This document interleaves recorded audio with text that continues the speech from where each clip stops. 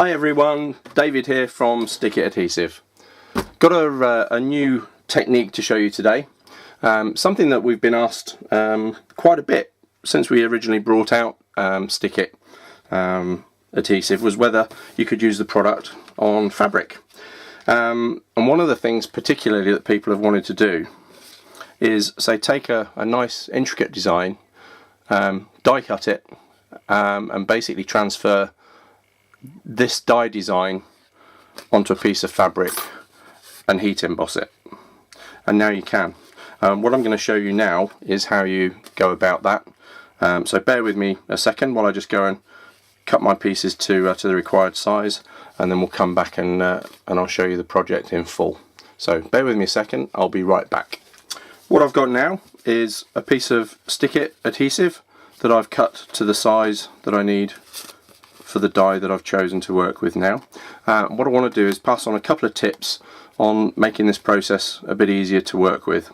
One of the things you need to bear in mind with this technique is that once we've die cut the shape out of just the adhesive material, and remember Die-Cut is so thin, we're actually going to be working with quite a flimsy piece of paper. So what we need to do is to try and reduce the amount of handling that we have to go through, so that we don't end up accidentally removing any adhesive from the backing paper, which then means that the image isn't fully transferred onto our project. And the first thing we want to do is, if you've used Die-Cut before, you'll know that there's convenient crackbacks along various areas of the paper, just to make it easy to peel the backing paper away from the adhesive. And all I'm going to do is just basically use a highlight pen to mark the position of that crackback area. It just means that once the piece is die cut, it makes the whole process a little bit easier of seeing where the crackback area is.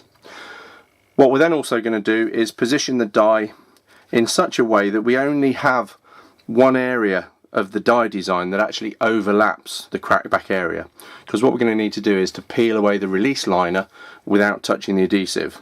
So rather than say apply the die like this, which would mean that this area here would need to be peeled away, and then all of these other areas here would need to be peeled away, we're just going to position it in such a way that we've just got 1-2 areas. I hope that makes sense. What I'm also going to do is cut through this way round, so we're actually cutting through the opposite side to where the crackback is. So I'll just go away and do that, and I'll be right back. If you've used Die-Cut before, you'll know it's a very simple process of die cutting. You don't need to do anything different to the way that you would normally die cut. The material itself is so thin it doesn't cause any unnecessary strain on your machine. All I'd suggest is when you're removing this from the die, just try and make sure that you don't just remove liner from the design and expose the adhesive at this stage. As I said to you, it's quite flimsy, so it's quite easy to accidentally remove a piece of liner. You then touch the adhesive with your finger, and then you've spoiled the design. So in this case, we're all in one piece, and you can see this is where the crackback area is that I marked with pink. And all I'm going to do is just peel this to one side. You can see that's kind of offered itself up relatively easily. I can touch the piece in my left hand because this is just the silicone release liner. The piece in my right hand is the piece with the adhesive exposed. So I need to make sure that I don't touch any of this exposed design here, as the first thing the adhesive touches when it's on the lining paper, it will come off and stick to. Another tip I can give you is keep a piece of silicone release paper to one side. Keep it handy, because obviously if we apply the design back down onto silicone release paper, it's not going to stick. So we can actually use that to help us position the design and get the desired effect if we need to without touching it. As it happens, this one's actually gone down really nice and easily, but you could, for example, just sort of hold the design like so, because it's not going to stick to this piece of paper. So just have a piece on hand, because your natural instinct is to try and touch the design with your fingers, and once you've done that, you've lost the adhesive from your design. So we'll just remove the last piece of crackback.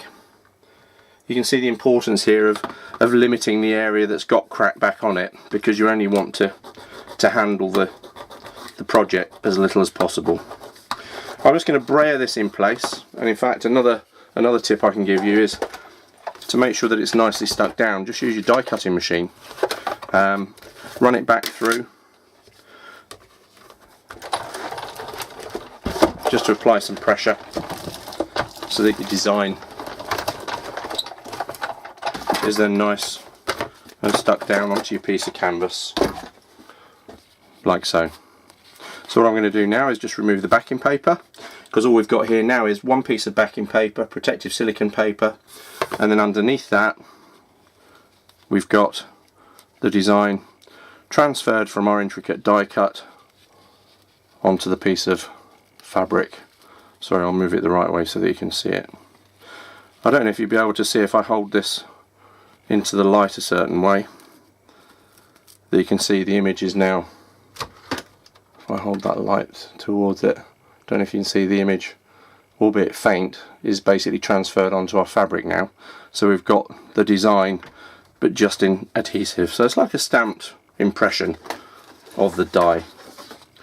And all we're going to do now is apply regular fine particle embossing powder. I use fine particle embossing powder just basically because we're working with fairly intricate designs, so you want it to adhere to all of the detail of the design. Another useful tip for your silicone release paper, because it's not sort of overly sticky, so it just sort of helps to press down the embossing powder onto the design. Give that a little bit of a shake and a blow, get rid of some of the excess embossing powder, and there you can see we've got our design all ready to now apply heat. So I'll go away and do that, and then I'll be back again with you in just a second. And there we have it, our heat embossed design. The heat process doesn't affect the adhesive in any way, and you can see that's all nicely stuck on. It's quite robust. I should point out that it's not waterproof, so you're not able now to put this through the washing machine, as it will undermine the integrity of the adhesive. The adhesive itself is water based, there's no solvents involved, so it's a nice green product. The downside is that it's not waterproof. So you could sponge it gently if there are any marks on here and you needed to sort of remove any dirt, but you'd need to treat it like a really delicate piece of fabric, for fear of, as I say, undermining the adhesive and pulling the design back off the fabric again. But while it's dry, you can see it's not at all flimsy, it's not all going to pop off. You can sort of crunch it up and scrunch it, and it all stays on there in one piece. So there we are, heat embossing on fabric with your intricate dies. You can use any kind of dies. You can use word dies. There should be one I've done here.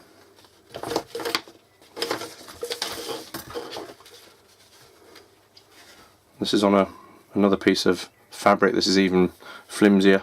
You can see you can sort of screw it up in a ball when it comes back, and it's still in place. So it's just a great new way of incorporating your intricate dies with pieces of fabric for either subsequently applying onto your projects or stitching onto a project, just to make something a little bit different. So I hope you enjoyed that. If you've got any questions, feel free to give us a call. We're more than happy to answer any questions about any of the products we sell, but hope you enjoy using Stick-It, and it enables you to do more and hopefully inspire you to try different things with some of your existing dies that you weren't able to do before. So thanks for watching. Take care. Bye bye.